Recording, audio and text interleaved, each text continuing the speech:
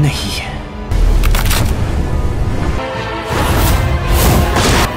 大师兄惨死，这晚天籁，该是怎样？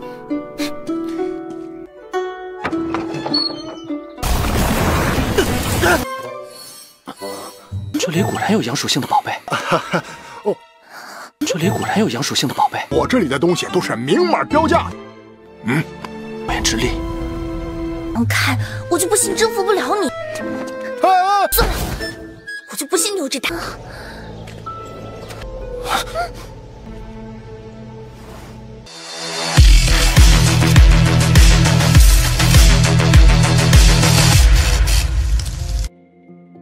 Halo semuanya, selamat datang di Ruang Sinema. Bagaimana kabar kalian semua? Semoga selalu sehat dan baik-baik saja.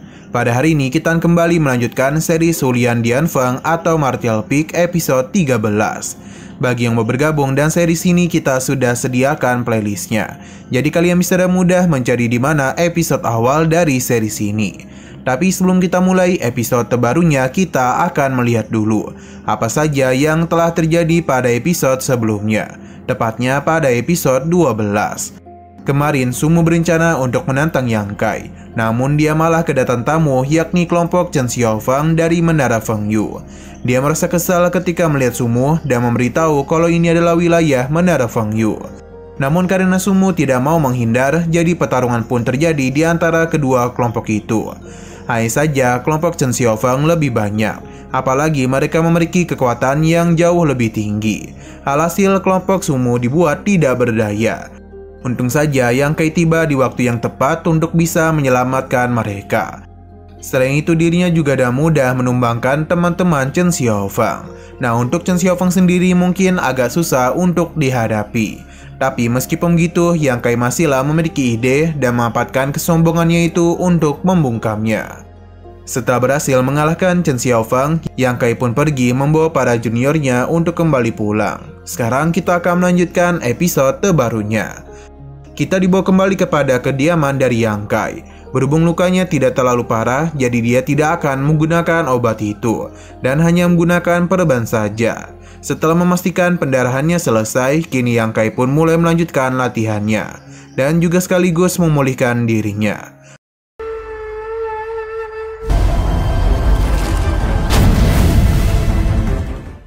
Apa yang dia lakukan benar-benar luar biasa. Bagaimana tidak, hanya dalam satu malam saja Yang Kai telah berhasil menerobos ranah body tempering tingkat 8. Kemungkinan ini terjadi karena pertarungan yang kemarin dia lakukan. Yang Kai baru sadar kalau hari ini sudah mulai pagi. Ia juga telah mendengar suara gong dari Pavilion Ning Xiao, dan Yang Kai pun harus melakukan pekerjaannya. Di saat Yang Kai tengah menyapu, Sumu datang dan sempat membuat Yang Kai terkejut karena mengira Sumu ingin berurusan lagi dengannya. Namun bukan itu tujuan mereka kemari, karena Sumu hanya ingin mengajak Yang Kai untuk minum anggur bersamanya. Berhubung ini adalah ajakannya, jadi Yang Kai akan meminum anggur pemberian dari Sumu. Mereka berdua pun minum hanya dalam satu tegukan saja, dan langsung menghancurkan guci itu. Sayang sekali perbuatan mereka telah didengar oleh para pengurus sekte. Ia pun penasaran siapa yang telah minum-minum di arena sekte, karena tindakan itu tidaklah diizinkan. Sebagai hukuman, poin akan dikurangi. Alhasil Yang Kai dan yang lainnya pun mulai pergi melarikan diri, dan untung saja mereka itu sempat, karena penjaga baru saja keluar dan malah terpeleset. Ia pun tidak sengaja mencicipi anggur itu.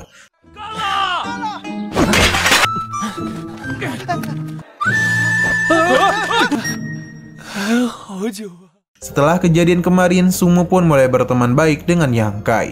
Terlebih lagi ketika mendengar alasan Yang Kai menyelamatkan mereka. Karena sebagai seorang senior, tentu Yang Kai harus membantu para juniornya. Meskipun alasannya sangatlah sederhana, namun itu sudah cukup untuk membuat Sumu kagum kepadanya. Dia pun meminta maaf kepada Yang Kai karena kemarin telah berbuat yang tidak-tidak kepadanya. Sebagai hadiah permintaan maafnya, Sumu akan memberikan Huiyuan kepadanya. Sebenarnya hal itu tidaklah begitu berguna untuk Yang Kai karena dia menerapkan teknik Yang Qi sejati. Namun Sumu tetap memaksa Yang Kai untuk menerima pemberiannya karena ia tidak mau berhutang budi kepada siapapun. Yang Kai akhirnya sadar kalau Sumo itu adalah orang yang baik, meskipun sifatnya agak begitu egois. Di sini Sumo berencana untuk membawa Yang Kai ke tempat yang begitu bagus. Sebenarnya Yang Kai menolak, namun Sumo terus memaksanya. Apalagi dia itu ingin menemui saudara perempuannya. Dia menjamin tempat itu akan bagus. Hanya saja Sumo penasaran bagaimana perasaan Yang Kai ketika menyentuh gunung indah dari Humi'er. Yang Kai tidak mau terlalu menjelaskan momen indah tersebut. 我也不好驳他的面子。是想去，我姐会打死我的。哎呀，我都看到了。 Nah, pada keesokan harinya, Sumo mengajak Yang Kai ke tempat tujuannya. Sebenarnya Sumo ingin berbisik, tapi Yang Kai memintanya untuk tidak melakukan hal tersebut. Ternyata tujuan mereka adalah pasar pedagang. Sepertinya tempat itu berada di tengah-tengah Pavilion Ling Xiao dan Menara Fengyu. Terlebih lagi, ini juga adalah tempat di mana para murid dari 3 keluarga body battle melakukan bisnis besar. Mereka yakin Yang Kai akan menemukan hal yang menarik. Bahkan mereka menemukan buah Tianyun dengan harga murah. Ini adalah buah spiritual tingkat terendah. Sebenarnya Sumo bisa saja meminta kepada kakeknya yang memiliki buah ilahi yang begitu bagus. Kakek Sumo adalah tetua kedua yang sangat dihormati di Pavilion Ling Xiao. Berhubung mereka sedang membahas para tetua, jadi Yang Kai pun bertanya, apakah Sumo pernah mendengar kalau Pavilion Ling Xiao memiliki penetua ke-11? Mereka menganggap Yang Kai hanya bercanda saja, karena bagaimanapun mereka hanya memiliki 5 tetua selain pemimpin sekte. Bahkan rumornya pemimpin mereka telah mencapai puncak alam kenaikan abadi. Ia hanya perlu 1 langkah saja untuk menerobos. Bahkan sosok Human, pemimpin geng Bloody Battle, dan juga Xiao Ruhon, pemilik dari Menara Fengyu, hanya berada di alam kenaikan abadi tingkat ke-6 atau ke-7 saja. Bisa dikatakan mereka itu bukanlah tandingan dari ketua sekte mereka. Hanya saja Sumo agak sedih karena bagaimanapun tidak ada tanda-tanda kalau ketua sekte mereka akan mengalami penerobosan. Bahkan kakeknya berkata, kalau ketua sekte sudah lebih dari 10 tahun tidak mengalami pengembangan, dan dia sudah berada di ambang batas. Untuk alasan yang begitu jelasnya, Sumo tidaklah bisa memberitahukan hal itu kepada mereka, yang membuat Yang Kai dan yang lainnya menjadi begitu penasaran. Berhubung mereka telah memaksa dirinya, jadi Sumo meminta untuk tidak menyebarluaskan informasi ini, karena jika tidak, mereka berempat akan dalam masalah besar. Jadi lebih dari 10 tahun yang lalu, hal yang besar telah terjadi kepada Pavilion Ling Xiao. 咱们凌霄阁除了掌门，不能勾起兄弟们的好奇心就不管。你们可记住了，这事儿千万不能。10几年前， Dikatakan kalau ketua sekte hanya menerima 2 murid selama ini. Mereka adalah 2 orang yang sangat berbakat. Namun mereka memiliki pemikiran yang saling berbeda, yang membuat metode pengajaran ketua sekte juga berbeda. Ada begitu banyak pujian kepada sang senior, sedangkan ketua sekte begitu keras kepada murid satunya, atau kita sebut sebagai sang junior. Jadi karena tindakan dari ketua sekte itu pun membuat sang junior salah paham, karena mengira ketua sekte lebih memperhatikan sang junior. Dia yang dimakan oleh dendam pun telah menjebak dirinya dalam lingkaran setan. Ini juga telah menyebabkan dia menerapkan metode jahat dalam latihannya. Hanya dalam beberapa bulan saja, sang junior pun mulai termakan oleh roh jahat. Ia jatuh begitu dalam hingga pada suatu malam Pavilion Ling Xiao menjadi sungai darah. Junior ini juga tidak mudah menghabisi seniornya sendiri. Ketua sekte yang baru menyadari hal tersebut berusaha untuk melakukan penangkapan kepada sang junior. Namun sayang sekali dia lebih dulu kabur setelah memastikan sang senior mati di depannya. Kemungkinan ia sudah sadar dengan apa yang telah dia perbuat. Akan tetapi ketua sekte tidak tinggal diam saja dan mulai melakukan pencarian. Namun malam itu seluruh rambut dari ketua sekte telah berubah menjadi warna putih. Untuk junior yang telah berhasil ditangkap segera disegel di aliran naga. Mendengar hal itu mengingatkan Yang Kai dan pertemuannya bersama penetua ke-11, yang mana tujuannya adalah untuk melihat seseorang. Dia pun mulai berpikir apakah penetua ke-11 adalah ketua sekte.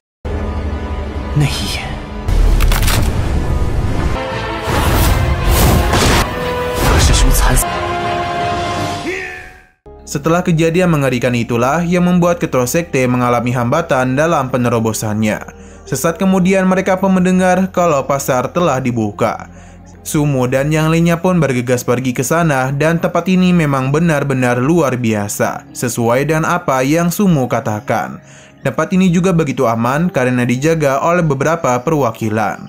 Sumo meminta mereka melihat sebuah tempat yang mana di sanalah para murid Papiliun Ning Xiao beristirahat dan kakaknya berada di sana. Sadar kalau pesona Yang Kai sangatlah kuat, jadi dia meminta Yang Kai untuk tidak coba-coba mendekati kakaknya. Yang Kai paham karena ia hanya tertarik kepada Sumo saja. Nah, meskipun Yang Kai memiliki kesempatan, namun Sumo yakin ia tidak akan bisa membuat kakaknya terpesona. Karena bagaimanapun kakak Sumo ini sangatlah hebat. Ini pun membuat Yang Kai bertanya-tanya mengapa Sumo malah berbanding terbalik dengan kakaknya. Sumo pun agak malu karena sepertinya dia kurang berlatih. Jadi dia itu akan kembali berlatih dengan keras. Sumo pun mengajak mereka untuk bertemu dengan kakaknya yang bernama Suyan. Karena bagaimanapun mereka berasal dari keluarga Su. Jadi sudah seharusnya nama kakaknya adalah Suyan. Setelah semua itu mereka pun sampai di depan kediaman Papiliun Ning Xiao. Melihat tempat yang begitu rapi, membuat Yang Kai penasaran wanita aneh seperti apakah kakak Sumo itu. Di sini Sumo mulai masuk ke dalam untuk menyapa kakaknya. Ketika ia membuka pintu, Yang Kai akhirnya bisa melihat Suyan. Akan tetapi Suyan begitu keras dengan Sumo dan tidak mengizinkannya masuk.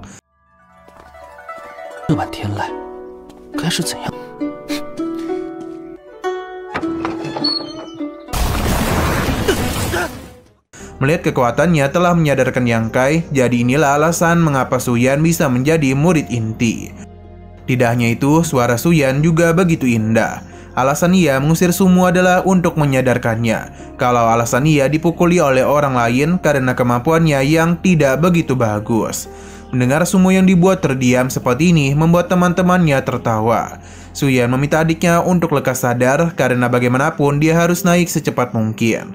Suyan juga meminta agar tidak bermain-main lagi karena dan gitulah Sumo tidak akan dipukuli oleh orang lagi.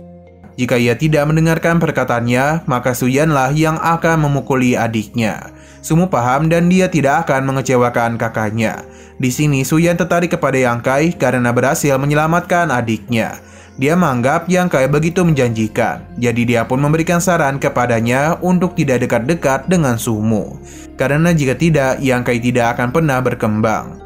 Setelah memberikan nasihat, Suyan pun meminta mereka untuk pergi karena dia itu ingin melanjutkan latihannya. Sumo meminta maaf karena kakaknya sangatlah mengerikan.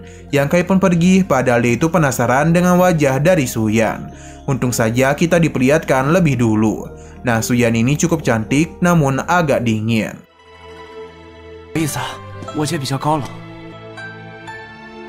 Kita masih di pasar pedagang. Terlihat kalau Yang Kai dan yang lainnya sedang melihat-lihat barang jualan. Hingga Johu pun mengajak Sumo untuk pergi menemui senior mereka. Sumo paham, jadi dia pun berpamitan kepada Yang Kai dan memintanya untuk melihat-lihat dulu karena mereka akan pergi ke arah lain. Johu sempat menyinggung Tuan Sugo Sengman, tapi Sumo segera menutup mulutnya agar Yang Kai tidaklah tahu. Yang Kai tidak terlalu mencurigai apapun dan sedang bersemangat untuk melihat apakah ada harta yang menarik di pasar itu. Ia pun mulai mengelilingi tempat ini, tapi ia tidak kunjung menemukan hal yang menarik. Sampai akhirnya Yang Kai pun tiba di sebuah toko yang menjual batu bergambar. Melihat ada pelanggan membuat penjual ini bersemangat dan memintanya untuk melihat barang-barang yang dia jual, karena dia memiliki apapun yang pelanggannya mau. Bahkan dia menjamin harganya yang paling adil di sini. Yang Kai pun menanyakan apakah dia memiliki harta karun berenergi yang. Ternyata penjual ini memiliki banyak barang yang dimaui oleh Yang Kai. Pertama adalah pil San Yang Zuan. Ini merupakan pil suplemen yang sangat hebat. Dan ada juga sebuah senjata yang memiliki racun dari desa Lian Yuan. Bahkan rumornya kepala tombak ini dipanaskan dengan sinar matahari. Terakhir ada sebuah batu yang harganya sangatlah murah. Dan batu ini Yang Kai bisa menggosok bagian yang gatal. Dan niscaya akan hilang gatalnya. Semua ini adalah barang yang memiliki energi yang di dalamnya. Jadi jika Yang Kai tertarik, dia boleh memilih salah satu dari ketiga harta itu. Akan tetapi tidak ada satupun barang yang memiliki energi yang. Jadi Yang Kai pun memilih untuk pergi ke tempat lain saja.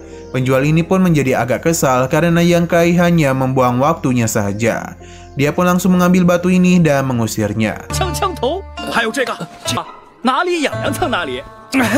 小哥笑什么？能错过呀？浪费感情，害我假笑正经。 Nah, siapa yang menduga kalau Yang Kai akan kembali bertemu dengan Humi'er? Sebenarnya Yang Kai mencoba untuk tidak mempedulikannya.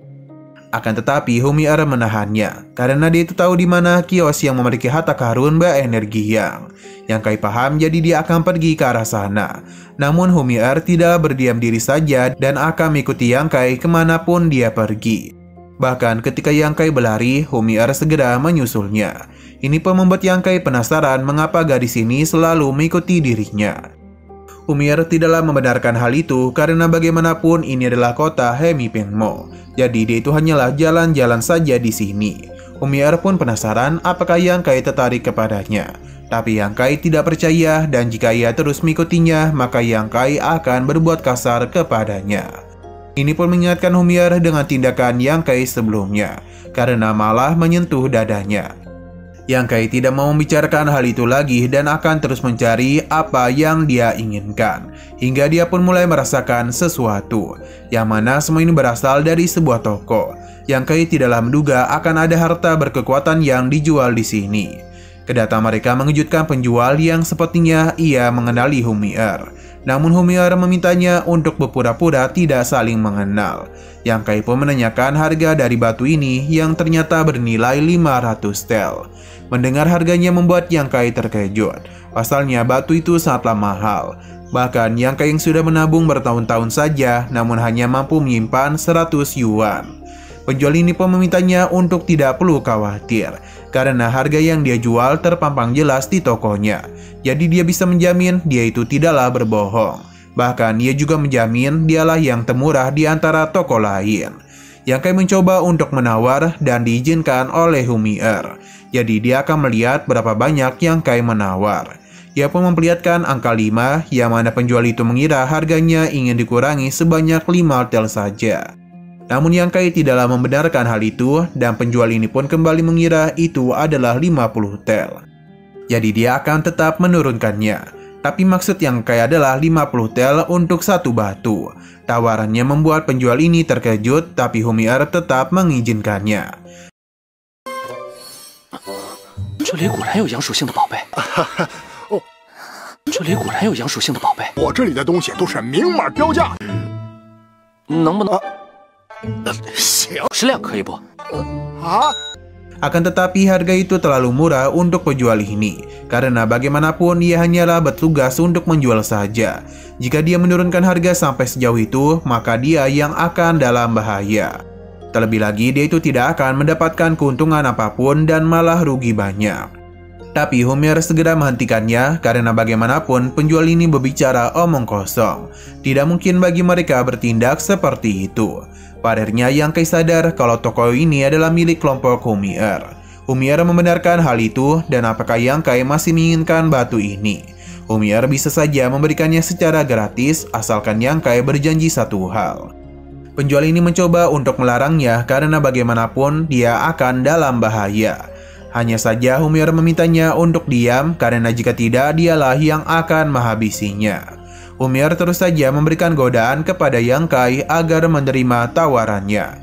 Humi'er begitu percaya diri bisa membuat Yang Kai tunduk kepadanya. Apalagi tidak ada yang pernah menolak pesonanya ini. Meskipun Yang Kai telah menyentuh dadanya, namun dia itu akan membuatnya jatuh cinta agar kedepannya ia bisa membalas apa yang telah Yang Kai perbuat. Akan tetapi Yang Kai menolak tawarannya dan akan tetap memberi batu itu dengan harga 500 tel. Yang Kai akan menukarnya dengan ramuan yang memiliki nilai yang sama dengan batu itu. Penjual tersebut dengan senang hati menerima tawarannya karena memang ada aturan yang mengizinkan penukaran barang. Ini adalah Xiaofu Yuandan, jadi harganya hampir 500 tel. Ini sangatlah bagus untuk pondasi penjual. Dia paham dan memberikan batu itu kepadanya. Yang Kai sungguh terpukau dengan energi yang dari batu itu, sebab ini sangatlah layak untuk didapatkan. Humi'er merasa kesal karena Yang Kai kembali mempermalukan dirinya sekaligus sulit untuk dia taklukkan. Ketika Yang Kai hendak pergi, Humi'er pun mengambil sebuah kotak dan membuat penjual ini panik. Humi'er memberitahu kalau ini adalah hadiah dari toko mereka, jadi Yang Kai harus menerimanya. Ia pun segera membawa Yang Kai pergi menjauh agar ia tidak dikejar lagi oleh penjual. Alhasil penjual ini pun hanya bisa pasrah saja. 不言之力。看，我就不信征服不了你。能量送你呢。不是， Nah, dalam perjalanan itu, Humier terus saja mengikuti Yang Kai. Dan tanpa sepengetahuannya, Chen Xiaofeng telah mengikuti mereka sambil membawa seniornya. Kembali lagi kepada Yang Kai, dia ini sudah pergi cukup jauh dari wilayah pasar pedagang. Humier masihlah mengikutinya, dan bahkan ketika Yang Kai pergi masuk ke dalam hutan, Humier tetap saja mengikutinya. Dia ini masihlah percaya diri kalau Yang Kai akan terjebak dalam rayuan mautnya. Dan pasti Yang Kai itu menginginkan sesuatu darinya. Hanya saja Humier agak takut karena bisa saja Yang Kai malah berbuat macam-macam kepada tubuh indahnya. Jika hal itu terjadi, malah Humier yang kembali mendapatkan kerugian besar. Namun Humier tidaklah peduli karena dia harus membalas apa yang sebelumnya Yang Kai lakukan. Di dalam hutan, Humier sepertinya telah tersesat dan tidak tahu kemana Yang Kai pergi. Ia pun terus berjalan sampai akhirnya Yang Kai menariknya untuk bersembunyi. Karena sejak tadi mereka telah diikuti. Tentu pelakunya tidak bukan adalah Chen Xiaofeng. 他不会真的要把我怎么样吧？算了，我就不信你有这胆。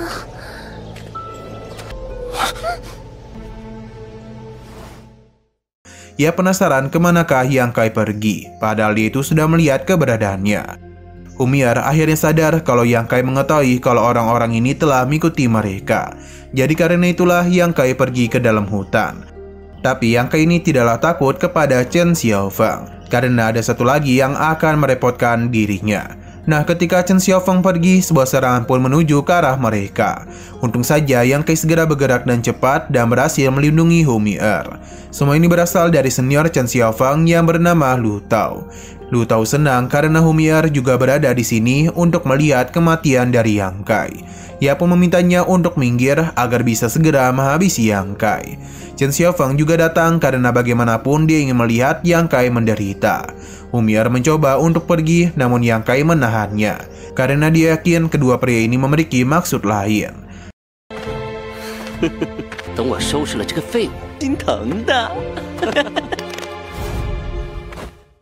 Nah, sayang sekali lagi seru-serunya, episodenya pun harus bersambung dulu. Namun sebelum kita akhiri, seperti biasa kita akan melihat preview bagian selanjutnya. Humier meminta Yang Kai untuk mendengarkan perkataannya. Karena jika dia menurutinya, maka dia bisa menjamin keselamatan Yang Kai. Tapi Yang Kai memintanya untuk tidak perlu khawatir. Karena siapa yang mati dan siapa yang hidup akan dia tentukan sendiri. Akan tetapi dalam pertarungan itu sepertinya Yang Kai akan terdesak dan membuat kekuatan tengkorak emas keluar. Karena dia tidak akan membiarkan Yang Kai meninggoy. Yang Kai pun menggunakan kekuatan tengkorak emas untuk bisa mengalahkan Lu Tao dan Chen Xiaofeng. Oke, sekian dulu pada video kali ini. Untuk video selanjutnya akan segera hadir. Jadi bagi kalian yang ingin mengikuti series ini, langsung saja klik subscribe dan aktifkan loncengnya. Terima kasih yang sudah menonton video sampai habis.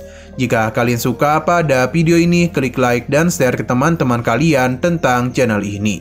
Dan ditunggu aja kelanjutannya. Oke, sampai jumpa di video selanjutnya.